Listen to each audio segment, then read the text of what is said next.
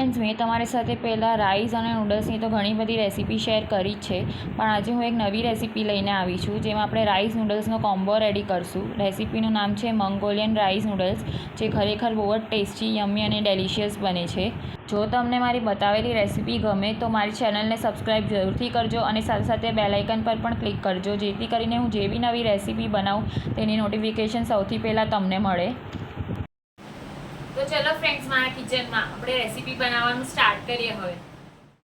Friends, Mongolian rice noodles બનાવવા માટે આપણે અહીંયા બધા એક્ઝોટિક વેજીસનો ઉપયોગ કરશું. તો ચલો આપણે વારાફરતી બધા એક્ઝોટિક વેજીસ ચોપ કરી લઈએ. સૌથી પહેલાં આપણે અહીંયા ત્રણેય કલરના રેડ, યલો, ગ્રીન કેપ્સિકમને ટ્રાયંગલ શેપમાં ચોપ કરીશું. તમે તમારા મનપસંદ શેપમાં તેને ચોપ કરી શકો છો. પણ એક વાતનું ખાસ ધ્યાન રાખજો કે વેજીટેબલ્સને આપણે મોટા શેપમાં ચોપ કરવાના છે, બહુ બારીક ચોપ નથી કરવાના. ફ્રેન્ડ્સ, મંગોલિયન રાઈસ નૂડલ્સનો આ કોમ્બો ખરેખર બહુ જ મસ્ત બને છે, તો તમે ચોક્કસથી આ રેસીપી ટ્રાય કરજો. ને જો તમને મારી બતાવેલી રેસીપી ગમે તો મારી ચેનલને લાઇક, શેર અને સબસ્ક્રાઈબ જરૂરથી કરજો અને સાથે સાથે બેલ આઇકન પર પણ ક્લિક કરજો અને સાથે સાથે મને કમેન્ટ કરીને જણાવજો રેસીપી કેવી લાગી. ને મને કમેન્ટ સેક્શનમાં એ પણ જણાવજો કે તમે મારી રેસીપી કઈ જગ્યાથી જોઈ રહ્યા છો, જેથી કરીને હું મારા વ્યૂઅર્સને થેન્ક યુ કહી શકું. ત્રણેય કલરના કેપ્સિકમ ચોપ થઈ ગયા છે, તો હવે આપણે તેને પ્લેટમાં લઈ લઈશું. સાથે સાથે મેં અહીંયા બેબી કોર્ન લીધી છે, તેને પણ આવી ક્રોસ શેપમાં કટ કરીને પ્લેટમાં લઈ લઈશું. ત્યારબાદ મેં અહીંયા ગ્રીન ઝુકીની લીધી છે, જેને પણ આપણે ટ્રાયંગલ શેપમાં ચોપ કરીશું, જેવી રીતે આપણે ત્રણેય કલરના કેપ્સિકમ ચોપ કર્યા તેવી રીતે. મેં અહીંયા ગ્રીન ઝુકીની લીધી છે. તમને જો યલો ઝુકીની લેવી હોય તો તમે તે પણ લઈ શકો. ઝુકીની પણ ચોપ થઈ ગઈ છે, તો તેને પણ પ્લેટમાં લઈને સાઈડમાં મૂકી દઈશું. આપણે મંગોલિયન રાઈસ નૂડલ્સ બનાવવા માટે એક સોસ પ્રિપેર કરીશું, જેની માટે એક બોલમાં સોયા સોસ લઈશું. ત્યારબાદ તેમાં tomato ketchup, red chilli sauce, vinegar, મરી પાવડર, ચીલી ફ્લેક્સ, સાકર અને સૂંઠ પાવડર એડ કરીશું ને બધું જ પ્રોપરલી મિક્સ કરી લઈશું. રાઈસ નૂડલ્સ માટેનો આપણો સોસ બનીને રેડી છે, તમે જોઈ શકો છો. હવે આપણે તેને સાઈડમાં મૂકી દઈશું. હવે આપણે મંગોલિયન રાઈસ નૂડલ્સ વઘારવાનું સ્ટાર્ટ કરીએ, જેની માટે સૌથી પહેલાં એક કઢાઈમાં તેલ ગરમ કરવા માટે મૂકશું.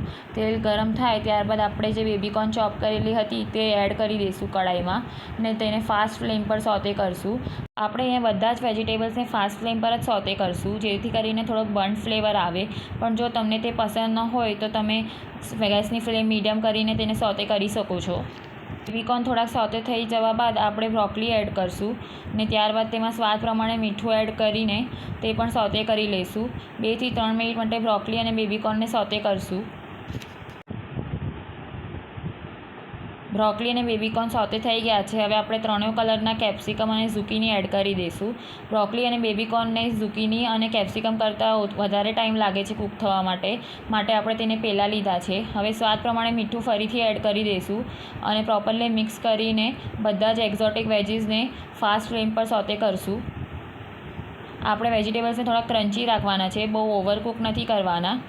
વેજીટેબલ સોતે થઈ ગયા છે. હવે આપણે જે સોસ પ્રિપેર કરેલો તે આપણે કઢાઈમાં એડ કરી દઈશું ને બધું જ પ્રોપરલી મિક્સ કરી દઈશું.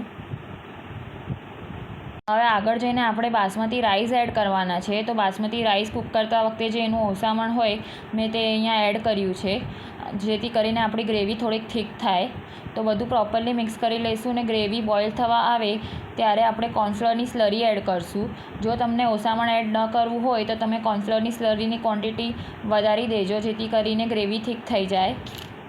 કોર્નફ્લોરની સ્લરી એડ કરતા વખતે સ્પેચ્યુલાથી કન્ટિન્યુઅસલી મિક્સ કરવાનું, જેથી કરીને તે કઢાઈના તળિયે ચોંટી ન જાય. હવે મેં અહીંયા કૂક કરેલા બાસમતી રાઈસ લીધા છે, તેને આપણે કઢાઈમાં એડ કરી દઈએ. રાઈસ આપણે 80% જેટલા જ કૂક કરવાના છે. હવે બધું પ્રોપરલી મિક્સ કરી લઈશું. ત્યારબાદ મેં અહીંયા સ્પેગેટી લીધી છે, તેને પણ આપણે બોઇલ કરી લીધી છે. તમે જોઈ શકો છો તે કેટલી છૂટી બોઇલ થઈ છે એ. તો હવે તેને કઢાઈમાં એડ કરી દઈએ અને મિક્સ કરી લઈએ.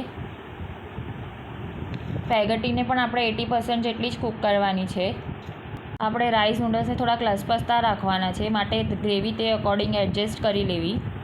બધું પ્રોપરલી મિક્સ થઈ ગયું છે, તો આપણા મંગોલિયન રાઈસ નૂડલ્સ બનીને રેડી છે, તમે જોઈ શકો છો. તો હવે આપણે તેને સર્વ કરી લઈએ. હવે મેં અહીંયા કોથમરીની જે સ્ટેમ્સ હોય તેને બારીક ચોપ કરી લીધી છે.